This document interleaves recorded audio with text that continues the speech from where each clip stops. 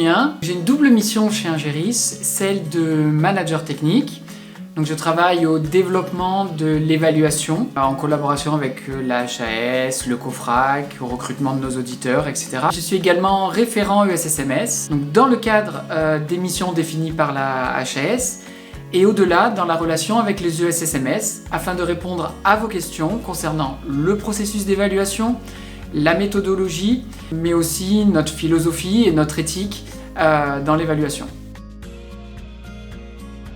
Mon expérience dans le médico-social, elle a commencé en 2002 en intégrant le service qualité d'une association à ampleur nationale. Elle était organisée en deux pôles, un pôle adulte avec des ESAT, des SAVS, des services de tutelle, etc. Mais également un pôle enfance avec des IME, des ITEP, CESAD. Mes missions dans le médico-social, c'était la mise en place de l'ISO 9001, mais surtout le déploiement des outils de la loi 2002. Les missions, elles sont variées, elles sont définies par la HAS, mais au-delà d'être variées, surtout elles évoluent dans le temps. Il y a quelques mois, le but c'était de la veille réglementaire, la participation à des webinaires, et puis doucement on a commencé à construire les évaluations avec l'accréditation, donc le travail en collaboration avec le COFRAC, le développement de l'ensemble de nos outils, le recrutement de nos évaluateurs, et également donc, répondre à l'ensemble des questions des ESSMS avec qui je suis en contact quotidiennement aujourd'hui. Je reviens sur notre accréditation, puisqu'Ingéris est déjà accrédité 1720, donc sur le domaine de la santé. Nous venons aujourd'hui étendre notre accréditation sur les ESSMS. Les évaluations, elles interviennent dans un champ réglementaire important, notamment par le choix qui a été fait par les autorités de confier le nouveau dispositif à la HAS. Ça représente de nombreux avantages pour le secteur. Des critères d'évaluation communs à l'ensemble des structures, alors certes avec quelques adaptations, mais des règles qui sont identiques pour tous. Un système de cotation défini, pareil, identique pour tous, et une garantie de compétence des évaluateurs au travers de leur qualification, de leur surveillance.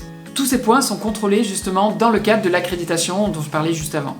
En termes pratiques, l'accompagné, il est vraiment placé au centre du dispositif, et ça c'est pour reprendre les termes de la HAS, puisque le tout premier chapitre lui est consacré.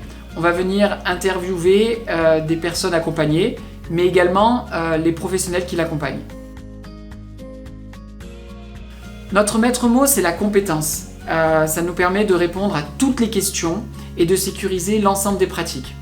Être compétent d'un point de vue réglementaire, être compétent en tant qu'évaluateur externe, être compétent dans la communication qu'on va avoir avec les professionnels, mais surtout être compétent dans la relation qu'on va avoir avec les personnes accompagnées. La compétence, c'est pas grand-chose sans une éthique solide. Chez Ingéris, l'éthique, elle est portée par tous les acteurs et on veille à son respect. Information. Chez Ingéris, on a en place nos process pour récupérer l'information auprès des autorités, auprès de la HAS, auprès des professionnels.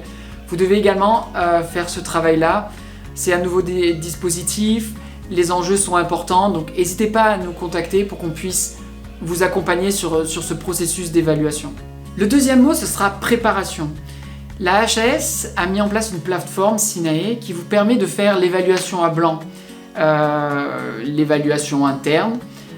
Elle est intéressante puisqu'elle va permettre de vous situer dans l'évaluation, d'éventuellement préparer un plan d'action, mais surtout de mobiliser vos équipes en vue de l'évaluation externe.